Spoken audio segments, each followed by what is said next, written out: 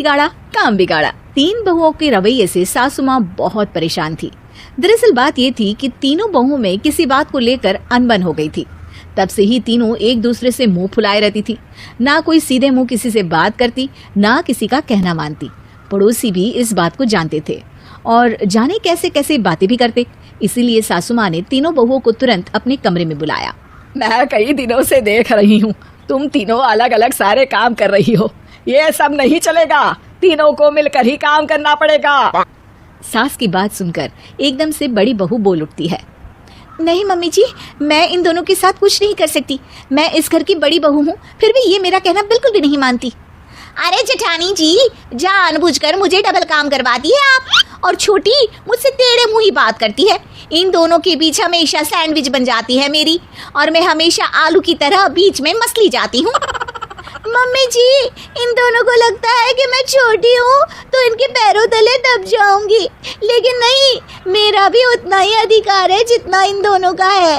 बड़ी आई दोनों मेरी चुगली करने के लिए, मुझे क्या कम समझ रखा है।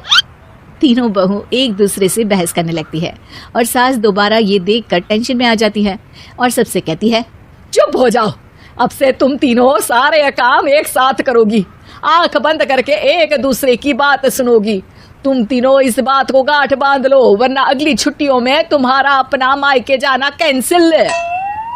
सास की बातें सुनकर डर के मारे तीनों हामी भर देती हैं। जी मम्मी जी, मैं समझ गई। हाँ मम्मी जी, जैसा आप कहें।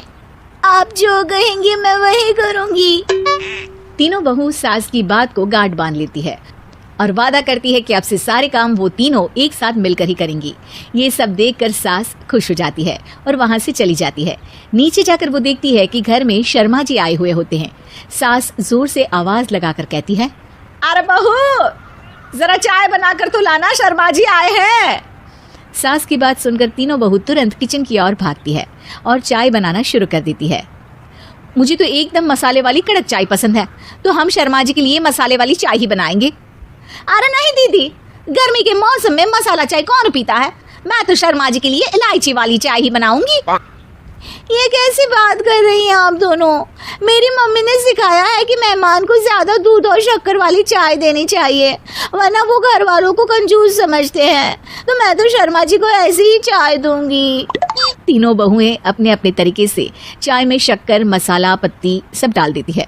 उबलने के बाद तीनों मिलकर चाय बाहर लेकर जाती है और शर्मा जी और सासू माँ को देती हैं। चाय पीने के बाद शर्मा जी सासू माँ को देखकर शर्मा जाते हैं और शर्मिंदा महसूस करते हैं कि आखिर उन्होंने चाय पीने के लिए हामी क्यों भरी। सासू माँ भी चाय पीना शुरू करती है और कहती हैं, अरे बहू, ये कैसी चाय बनाई है? चाय है या मीठे दूध की बासुंदी? हाँ, चाय अच्छी नहीं लगी क्या? कोई बात नहीं, हम पराठा बनाकर लाते हैं। चलो चलो अंदर। हाँ चलो। हाँ, आती हूँ मैं भी। नहीं, मेरा पेट चाय ने ही चौपट कर दिया, वही काफी है। पराठे से पोपट नहीं करवाना, मैं तो चलता हूँ। शर्मा जी चुपचाप पतली गली से निकल जाते हैं। अगले दिन सास बहुओं से कहती है, अरे बहू, जाओ जाके ऊपर के गेस्ट हाउस की सफाई कर दो। कल हमारे यहाँ मेरे दूर के रिश्तेदार आने वाले हैं, तो पूरे कमरे को चमका देना, समझी? तीनों बहू सास की बात को मानकर ऊपर सफाई करने चली जाती हैं और तीनों कमरे की सफाई चालू कर देती है। बड़ी बहू मकड़ी के जाले साफ करती है, तो बीच वाली झाड़ू लगाना और छोटी वाली सर्फ डालकर जमीन धोना शुरू कर देती है। अरे दीदी, जेठानी जी, अभी मैंने पूरी फर्श धोई और आप फिर से धूल नीचे गिरा रही हैं। और मछली जेठानी जी, आप भी ना झाड़ू की धूल यहाँ छटक रही हैं। अरे तीनों को साफ करना है, एक साथ सफाई करते हैं ना। अरे वही तो, हम साथ साथ हैं, घर साफ साफ है। तीनों बहू ऐसे ही काम में उलझ जाती है और 2 घंटे तक एक ही कमरे की सफाई करती रहती है। बहुत देर से अपनी बहुओं को ना देखने के कारण सास ऊपर कमरे में उन्हें देखने जाती है, लेकिन कमरे में घुसते ही वो गीली फर्श पर फिसलने के कारण नीचे गिर जाती है। ओरी मोरी मैया, हड्डी मरोड़ के रख दी। आए, मेरी तो कमर ही टूट गई रे। तीनों बहुएं सास को उठाती हैं और बिस्तर पर सुला देती है। अरे मेरे हाथ पैर दर्द कर रहे हैं, दबा दो, आराम मिलेगा।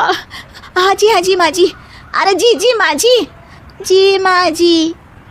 और तीनों बहुएं एक साथ सास के हाथ को दबाना शुरू कर देती हैं।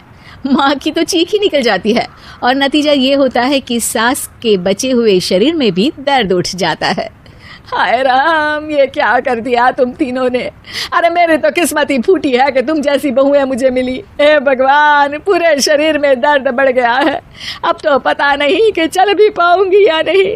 माफ करो, मुझे गलती हो गई मुझसे कि तुम तीनों को एक साथ काम करने के लिए बोला। सोचा था तीनों मिलके अच्छे से काम करेगी, लेकिन बड़े बुजुर्ग सही कहते थे कि 3 तिगाड़ा काम बिगाड़ा। तुम लोगों ने ये बात ना आज साबित करके दिखा दी। तुम तीनों को तो समझाना यानी मानो भैंस के आगे भी न बजाना है। तुम्हें अकेले अकेले काम करना है ना, तो अब से तुम अकेले ही अपना अपना काम करो। तीनों बहुएं वहां से जाने लगती है। अरे कहाँ जा रही हो? आप ही ने तो कहा कि अपना अपना काम करो, तो मुझे मुल्तानी मिट्टी लगानी है। अरे मुझे भी तो नेल पॉलिश लगानी है। मुझे ना मेहंदी लगानी है। सास अपना सर पीट लेती है और कहती है, अरे मुझे भी लगाना है कुछ। क्या माँ जी? क्या माँ जी? क्या माँ जी? तुम्हारे घर वालों को फोन तुम्हारी हरकतें बताने के लिए।